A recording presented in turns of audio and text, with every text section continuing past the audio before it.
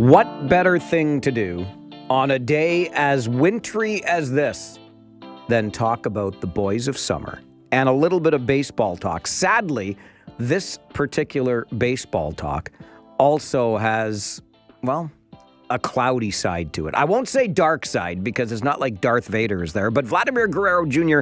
might as well be Darth Vader. And I don't know who the hell that makes Ross Atkins, but we'll just leave that right there. Justin Koehler, an esteemed member of our 570 News team, joins me in studio. Good morning. Good morning. How are you doing this morning? Well, I'd be doing better if, and here's the thing, the big if in this, I was going to say, is if the Blue Jays had arrived at some sort of contract agreement with Vladimir Guerrero Jr. But I didn't like the fact that it went into this offseason anyway. I thought they should have got this done last year. But what's your take on where we're at with this? I think you're exactly right. If they did it even months ago, even towards the end of the season, probably earlier the better in this case, it would have had a huge, drastic effect. I think Juan Soto being signed this past offseason, going over to the Mets, had a bigger effect than people realize on just how much Vladdy was asking for in these most recent negotiations. And when you pile on the stories of how much the Jays were wanting to give Roki Sasaki, Shohei Ohtani, Juan Soto even in that mix as well, all it did was show Vladdy, hey,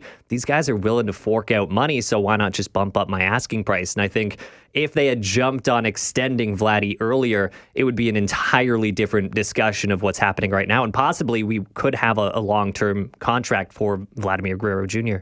Ian Hunter, who is our Blue Jay Hunter, works at this station as well. When we were talking about this last year, thinking the Jays have to get something done, the number we were throwing around, Justin, was $400 million. That's the starting point, somewhere in and around there. But your point is so well taken. When you look at Shohei, when you look at Juan Soto, now we're over $700 million. So do you think Vladdy's in that ballpark, pun intended? I think he, from what I've heard, he might be a little lower than that. Generally, first basemen don't go for quite as much as someone like an outfielder, even a middle infielder, so to speak, just in terms of their versatility.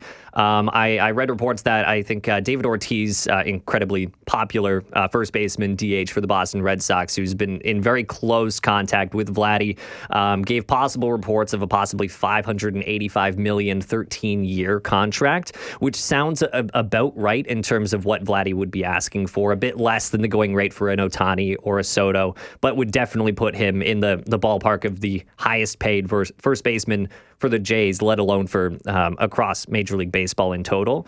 I still think it's tough. This might not be a very popular opinion. I think even that number is a little high, especially in terms of when you look at Vladimir Guerrero Jr.'s overall output in his career. Had a great year last year, really broke out, very similar to his 2021 numbers.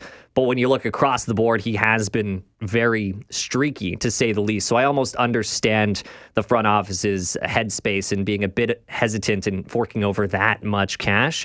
But at the end of the day, the Jays haven't been able to sign any big, phenomenal stars over the past couple years. Again, looking at the Otanis, always in the bandwagon. Soto right over in there in terms of asking prices and what they're willing to fork over. I think they needed almost to at least get a bit closer to what Guerrero was asking for, even to just send a message to the other players on the team, other potential free agents moving forward. I think they needed to at least move a little closer to that number, but I understand what they were thinking in terms of avoiding a long-term contract of that length for Guerrero. Can we just take a moment here to talk about the kinds of numbers that we're talking about to mere mortals like you and I, Justin? I mean, my goodness gracious, just 10 minutes ago on the show, I was saying, you know what? If Delta offered me $30,000 for a plane crash that I wasn't even thinking about suing them for, I'd take the $30,000. We're talking about $500 to $700 million. And I can't even wrap my head around that. I know for these guys, it's all about the more I make, the more valuable I am. It's almost an ego thing. But how on earth do you even say, well, $500 million isn't enough? Oh, it's absolutely, especially when you compare it to other sports. Baseball has gotten quite ludicrous in terms of just how high these contracts are going for, let alone in terms of money, but then length too. This potential contract would have had Vladimir Guerrero Jr. with the team till he was well into his 30s, nearly into his 40s, I think, as well, 41, 42. In the realm of things like hockey and the realm of things like basketball, even that's unheard of, and even the contracts that they make are pretty exceptional compared to, as you mentioned, regular people, kind of like you and I, and I'm sure a lot of listeners as well. So it definitely sounds a bit crazy, and I think, like you mentioned too, it definitely goes to a bit of the ego side of the game too, and players naturally wanting to get paid for the work that they're putting in, and if the market keeps going up, their numbers will keep going up along with it too. I've heard a lot of talk about Ross Atkins and Mark Shapiro and their biggest contributions as Blue Jays management and executives to date is the updates and renovations made to the Rogers Centre baseball stadium. What does this tell us, Justin, about the duo who are and have been for the last decade running this team? Well, it's tough when you look at it in an overall perspective, because I think one thing that's flown under the radar a little bit when it comes to Shapiro and Atkins is their contracts are coming up. There have been calls for them to be fired and let go by a lot of the fan base for quite a while now. And I think it's Shapiro, his contract's done end of this coming season. Atkins, his contract is done end of next season. So their tenure already is starting to run low. And you got to think at this point, they're probably going to move in a different direction for the front office anyway. I don't expect them getting huge extensions by any means.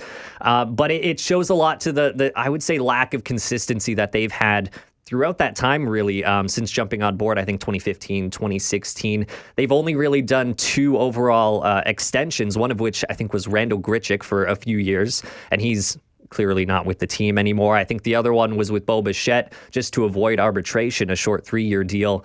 They have not really been willing to extend their own homegrown talent pretty much across the board. So it really, when the Vladimir Guerrero Jr. news broke, I wasn't terribly shocked that they weren't able to come to an agreement, because they haven't shown a pattern of willingness to jump on board in that way. They've really been pushing a free agent style way of building up the team, trying to avoid a big, massive rebuild too along those lines. So I'm not surprised. It points to, like I said, the general lack of consistency that I would say have come from Shapiro and Atkins going forward. And realistically, they're under a lot of pressure. Their contracts are up. They're not hugely under the gun, I would say, to have to sign these big things, because realistically, down the line, they're just about out the door anyway.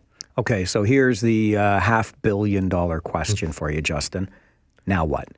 Does Vladdy remain a Blue Jay? Is this going to be torn down to the bare bones and started all over again? What do Blue Jays fans expect here? I'm the kind of person where for baseball standards, I'm usually a bit more of a pessimist. I like to be happily surprised when these things come to fruition. So I am in the camp that I think the Blue Jays as a whole are really at a big turning point end of this season. I think this particular season, 2025, will really be the last dance for Vladimir Guerrero Jr. and Bo Bichette alike. I think not getting Vladdy really hurt the chances of getting Bo Bichette, which were already, I would say, lower than getting Guerrero. So I think by the end of this season, realistically, they both might be gone.